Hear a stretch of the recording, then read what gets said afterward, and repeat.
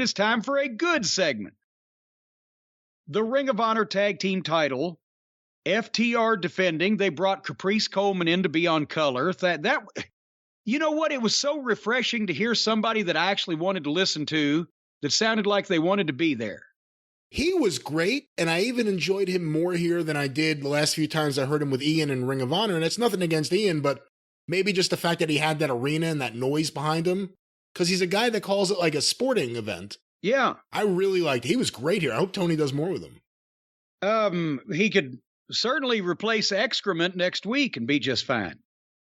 But anyway, FTR defended against Trent and Rocky Romero. And here, Rocky Romero seems to be serious about being a wrestler. He's not the biggest dog in the fight, but everything I've seen of him, he was serious. Rocky Romero seems to be serious about being a wrestler. Every time I've seen him, he's serious. Not the biggest dog in the yard, but he's athletic and he tries hard. And when he came in, they stuck him with the Puddin' Gang just because of whatever they do in Japan. Like anybody would fucking know if they wanted to use Rocky Romero. Hey, here's a young, talented athlete.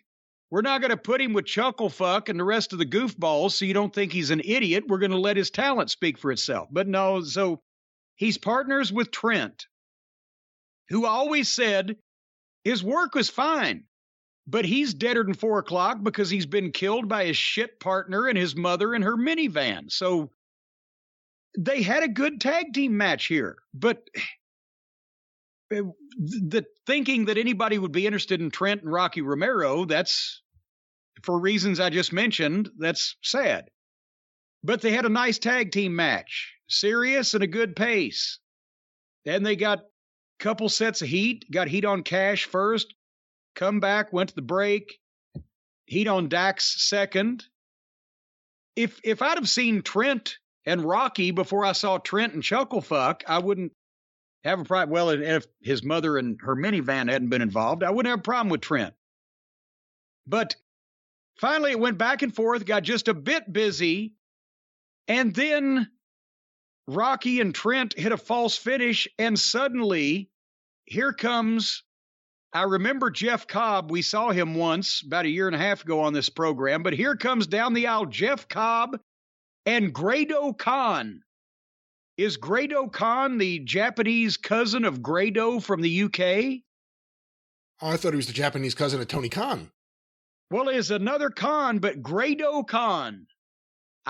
So they hit the ring.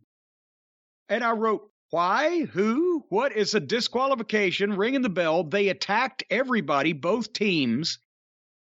And this took a good, solid tag team match with professionals into the realm of Outlaw Mud Show. They completely, did you see the botched double team on Dax? I did.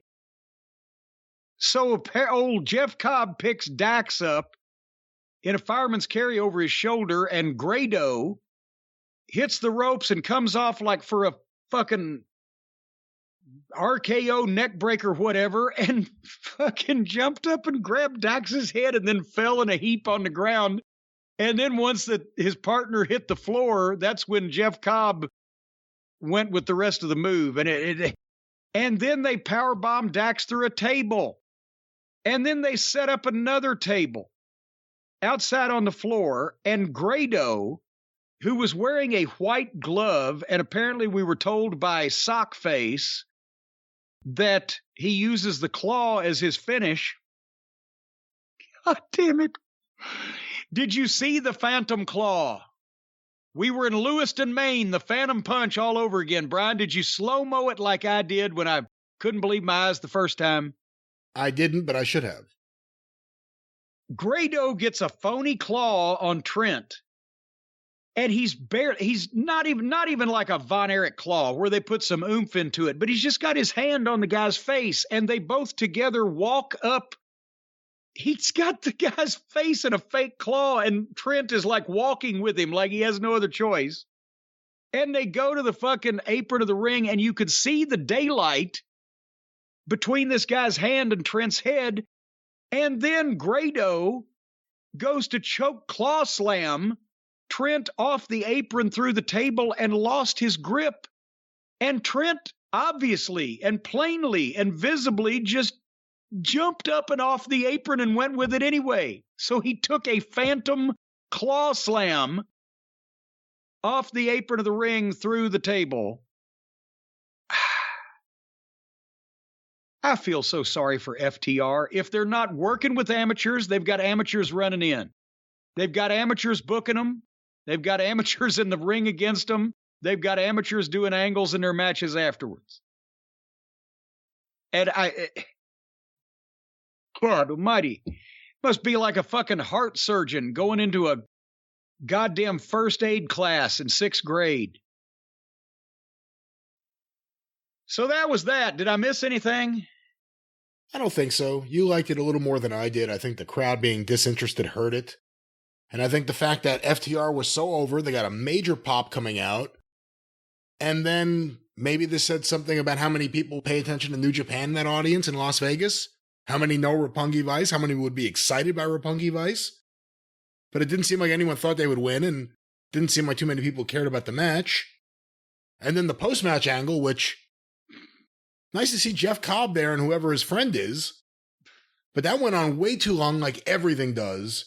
And it was a train wreck, and if anything, if there's one positive I hope comes out of this, and I'm pretty optimistic about this one, I hope FTR gets to work in New Japan a little bit, because we'll get to see some more FTR matches that are serious without any shenanigans. Well, if this bunch of fucking chuckle fucks is from New Japan, I don't hold out a lot of hope for that to happen. Yeah, you're not wrong. What am I saying? Yeah.